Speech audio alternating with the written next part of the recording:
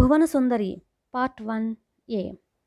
कहानी को लाइक कीजिए और चैनल को सब्सक्राइब करना न भूलिए। अभी भी कई लोग बिना सब्सक्राइब किए कहानी सुन रहे हैं। प्लीज़ जल्दी से सब्सक्राइब कीजिए। ट्रॉय फिजिया देश का एक नगर था।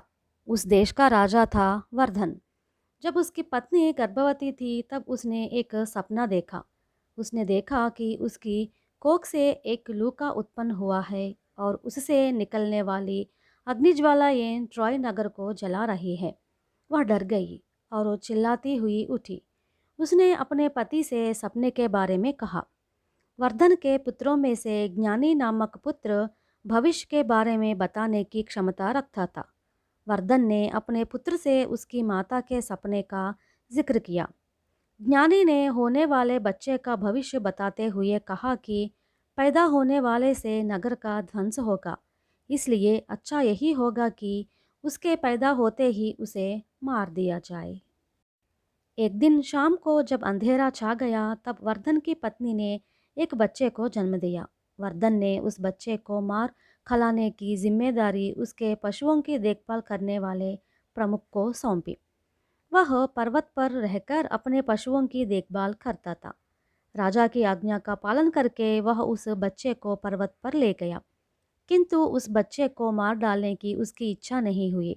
उसने उस बच्चे को पर्वत की एक चोटी पर छोड़ दिया और घर चला गया, पर वह बच्चा मरा नहीं था।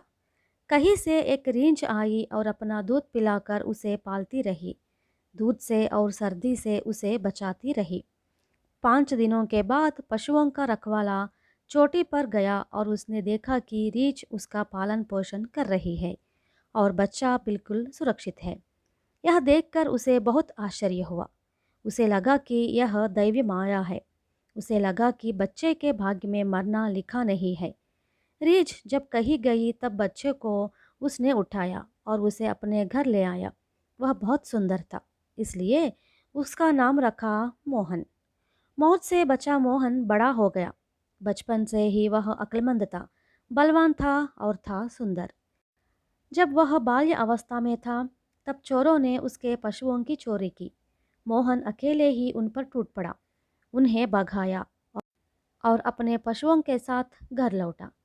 अपने पास जो बैल थे आपस में वह उनसे लड़वाता था। लड़ाई में जो बैल जीतता था उसके सींग से फूल बांधता था और जो हारता था उसकी सींग में सूखी घास बांधता था। अपने बैलों में से कोई बैल सब बैलों पर विजय पाता था तो उसे दूसरों के बैलों से लड़वाता था। वह कहता था कि मेरे बैल को जो हराएगा उसको सोने का गहना बेंट में दूंगा। एड़ा पर्वत पर मोहन जब चरवाहा बनकर जिंदगी गुजार रहा था तब दैवलोक में एक विचित्र घटना घटी। विवाह के स्थल पर बहुत से देवता इकट्ठे हुए।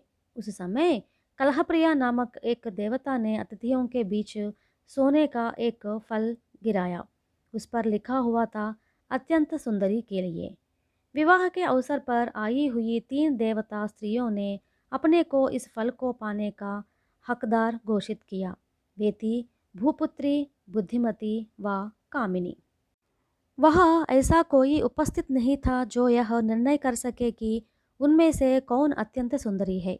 इस कारण तीनों सीधे इंद्र के पास गए और प्रश्न किया कि हम में से कौन अत्यंत सुंदरी है। उन तीनों ने इंद्र से अपना निर्णय सुनाने का हट किया। इंद्र भी यह निर्णय नहीं कर पाया कि इन तीनों में से कौन अति सुंदर है, क्योंकि तीनों की सुंदरता एक समान थी। इसलिए उसने कहा, यह निर्णय मुझसे संभव नहीं। एड़ा पर्वत पर चरवाहा मोहन है, वही इसका निर्णय कर पाएगा। तीनों अप्सराएं एड़ा पर्वत पर गई।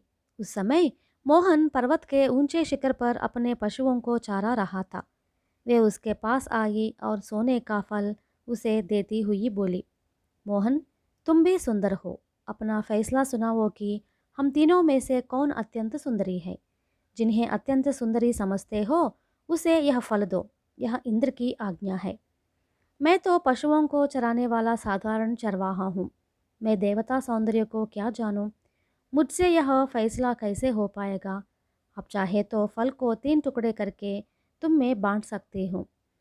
मेरी दृष्टि में आप तीनों सुंदरियां हैं, ना कोई कम ना कोई ज़्यादा। मोहन ने अपनी नादानी का नाटक करते हुए उनसे कहा। उसने सोचा कि अपना निर्णय सुनाकर उन्हें क्रोधित क्यों करूं। उसे यह भी मालूम था कि उनके क्रोध का क्या परिणाम होगा। यह इंद्र की आज्ञा है। उनकी आज्ञा का धिक्कार करने से तुम्हारा अहित होगा।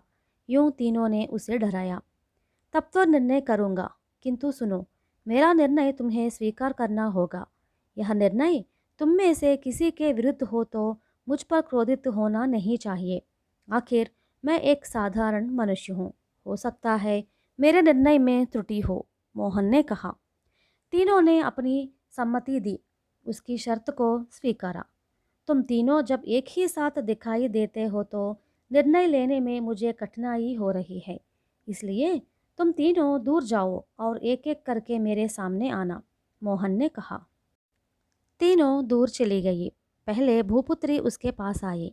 अपनी सुंदरता दिखाने का वह चारों ओर घूमने लगी और कहती रही, देखो मोहन, अगर मुझे तुमने यह फल दिया तो मैं तुम्हें ऐसा वर प्रदान करूंगी जिससे किसी भी युद्ध में कोई भी तुम्हें हरा नहीं पाएगा।